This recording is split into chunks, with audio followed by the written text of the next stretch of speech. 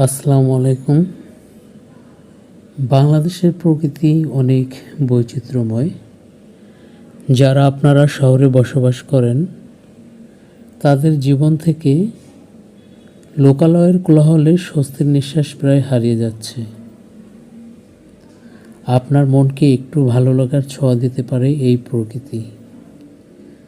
যখনই সুযোগ পাবেন প্রকৃতির মাঝে হারিয়ে যাবেন। এই প্রকৃতি আপনাকে জীবনের প্রকৃত উপলব্ধি ফিরিয়ে দিতে পারে।